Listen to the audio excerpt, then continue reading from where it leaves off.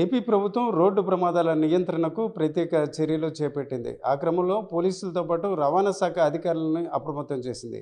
అయితే ఈరోజు ఆంధ్రప్రదేశ్లో కీలక నగరాలుగా ఒకటిగా చెప్పుకునే విశాఖ నగరంలో మాత్రం టూ వీలర్కి సంబంధించిన ఎవరైతే రైడర్స్ ఉంటారో వారు ఖచ్చితంగా హెల్మెట్ ధరించాలన్న నిబంధన గత కొన్ని సంవత్సరాలుగా కొనసాగుతుంది. అయినప్పుడు కూడా అక్కడక్కడ ఇలాంటి అంశాలు అమలు చేయకపోవడం వల్ల ప్రమాదాలు జరగడం, చాలామంది మరణించడం జరుగుతుంది.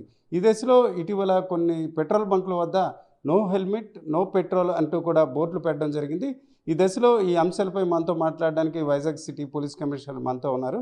సార్ నమస్తే. అదే చూశారు కదా, నేను కొన్ని పెట్రోల్ బంకుల దగ్గర చూశాను, నో హెల్మెట్ నో పెట్రోల్ అని. ఇది ఒక రకంగా ఏ రకంగా భావిస్తున్నారు మీరు? ఇప్పుడు మన రాష్ట్రంలో చూస్తే మ్యాక్సిమం నంబర్ రోడ్ ప్రమాదాలు విశాఖపట్నం నగరం, విజయవాడ నగరం ఈ రెండు చోట్ల జరుగుతున్నాయి. హెల్మెట్ ధరించకుండా ప్రయాణం చేస్తే టూ వీలర్ మీద రైడర్ కానీ పిలియన్ రైడర్ కానీ, డ్రైవర్ కానీ పిలియన్ రైడర్ కానీ ఒకవేళ ప్రమాదం జరిగితే హెడ్ ఇంజరీ వల్ల చనిపోవడానికి చాలా ఎక్కువ అవకాశాలు ఉంటాయి.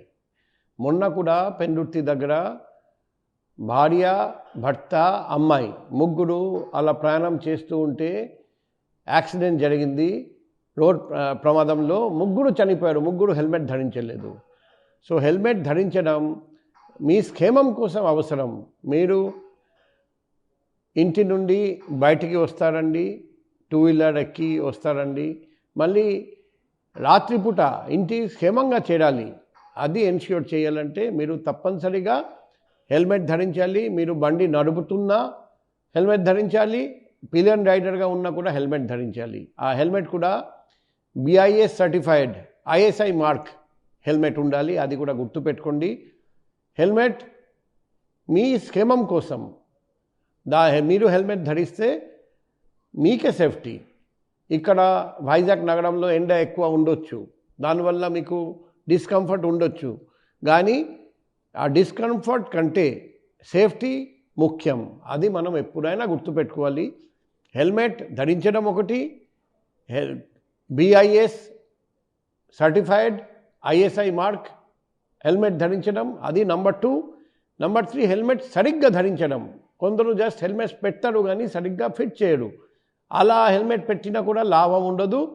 చాలామంది అటువంటి హెల్మెట్ ధరించడం వల్ల కూడా యాక్సిడెంట్కి గురి అయ్యారండి, ఇంజరీస్ జరిగాయి, చనిపోయారు కూడా. సో ఈ మూడు ముఖ్యం, గుర్తుపెట్టుకోండి. హెల్మెట్ ధరించాలి, ప్రాపర్ క్వాలిటీ హెల్మెట్ ధరించాలి, హెల్మెట్ సరిగ్గా ధరించాలి.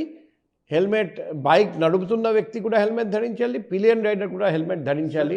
సరే, ఇంకో విషయం, జనరల్గా ఈ మధ్య కొందరు హెల్మెట్ ధరిస్తున్నారు, అంటే ప్రీవియస్ డేస్తో పోల్చుకుంటే కొంత పెరిగింది. అయితే నైట్ 10 తర్వాత సిగ్నల్స్ దగ్గర పోలీసు ఉండరు, అట్లాగే నైట్ అంత అబ్జర్వేషన్ ఉండదని, అట్లాగే ఎక్కువ మంది అలా వితౌట్ హెల్మెట్ ట్రావెల్ చేస్తున్నట్టు తెలుస్తుంది. అలాంటి అంశాల మీద ఎలా దృష్టి పెడతారు? నేను ఇది కూడా గమనించాను. రాత్రిపూట ట్రాఫిక్ పోలీస్ ఉండరని హెల్మెట్ లేకుండా ధరించకుండా ప్రయాణం చేస్తున్నారని నేను ఆల్రెడీ ట్రాఫిక్ వింగ్కి చెప్పాము.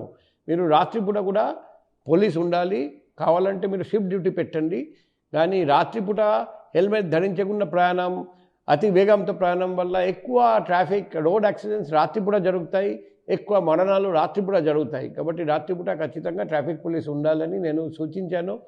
కానీ త్వరలో మేము మన నగరంలో AI driven traffic management system start చేయబోతున్నా. బహుశా 1 ఏప్రిల్ 2026 నుండి అది మొదలవుతుంది. అది స్టార్ట్ అయిన తర్వాత ప్రతి జంక్షన్లో automatic number plate recognition cameras ఉంటాయి. అప్పుడు ట్రాఫిక్ పోలీస్ రెగ్యులేషన్ చేస్తారండి, ఎన్ఫోర్స్మెంట్ చేయరండి. ఆ ANPR కెమెరాస్ ద్వారా మీరు ఎక్కడ ఉన్నా ట్రాఫిక్ రెగ్యులేషన్ పాటించకపోతే, మోటార్ వెహికల్ యాక్ట్ ప్రొవిజన్స్ ఉల్లంఘిస్తే ఆటోమేటిక్గా కెమెరాలో మీరు దొరికిపోతారండి. మీరు ఇంటికి చేరేసరికి మీ ఈ చలాన్ మా లావ్ లెటర్ ఈ చలాన్ రూపంలో మీకోసం వెయిట్ చేస్తుంది. సో మీరు అందరూ, వైజాగ్ ప్రజలందరికీ నేను కోరుకుంటున్నా, హెల్మెట్ ధరించడం, both driver and pillion rider adjust చేయండి. అది ఖచ్చితంగా మీరు అలవాటు చేయండి. ఎందుకంటే రాబోయే రోజుల్లో 100% ఎన్ఫోర్స్మెంట్ ఉంటుంది. అప్పుడు తప్పించడానికి అవకాశమే ఉండదు. ఇప్పుడు మీరు పోలీస్ చూస్తే హెల్మెట్ ధరిస్తాడు, పోలీస్ కనపడడం లేదంటే హెల్మెట్ పక్కన పెడతారండి. అప్పుడు అది కుదరదు. అప్పుడు 24/7 ఎన్ఫోర్స్మెంట్ జరుగుతుంది. కాబట్టి ఇప్పటి నుండి అలవాటు చేసుకోండి. డ్రైవర్ కానీ పిలియన్ రైడర్ కానీ 100% మంచి క్వాలిటీ హెల్మెట్ సరిగ్గా ధరించండి. మీరు క్షేమంగా ఉండాలి. వైజాగ్ కూడా మీరు క్షేమంగా ఉంటే వైజాగ్ నగరం కూడా క్షేమంగా ఉంటుందని. ఒక విషయం మీరు చూసారు, ఈ మధ్య పెందుర్తి బీఆర్టీఎస్ రోడ్డు ఏదైతే అప్పనపాలెం వద్ద ఒక చిన్న యాక్సిడెంట్లో ఒకే ఫ్యామిలీకి చెందిన 3 చనిపోయారు. అయితే తొలి దశ నుంచి ఈ యాక్సిడెంట్లు బీఆర్టీఎస్ రోడ్లో ఎక్కువ జరుగుతున్నాయి. ఆ బీఆర్టీఎస్ రోడ్లో అనాథరైజ్డ్ వెహికల్స్ని ఎట్లా రెగ్యులేట్ చేద్దాం అనుకున్నాను. ఈ బీఆర్టీఎస్ గురించి ఒక ఇష్యూ ఉంది. అది మీరు వైజాగ్ చూడండి, విజయవాడ చూడండి. బీఆర్టీఎస్ మనం ఎందుకు పెట్టాము, ఆ ఆబ్జెక్టివ్ ఫుల్ఫిల్ అవుతుందా లేదా, ఆ విషయంలో మేము డిస్కషన్ చేస్తున్నాం. ఇప్పుడు బీఆర్టీఎస్ కూడా చూస్తే కొన్ని చోట్ల 3 రోడ్స్, కొన్ని చోట్ల 2 రోడ్స్. బీఆర్టీఎస్ కూడా ఒకే రకంగా లేదు మన సిటీలో చూస్తే కూడా. సో బీఆర్టీఎస్ ఖచ్చితంగా అక్కడ మార్పులు చేర్పులు తీసుకురావాలి. మేము ఆల్రెడీ ఈ విషయంలో డిస్కషన్ చేశాము. ఫర్దర్ సంప్రదింపులు జరుగుతాయి. త్వరలో మీకు మంచి రిజల్ట్ కనిపిస్తుందని ఆశిస్తున్నాం.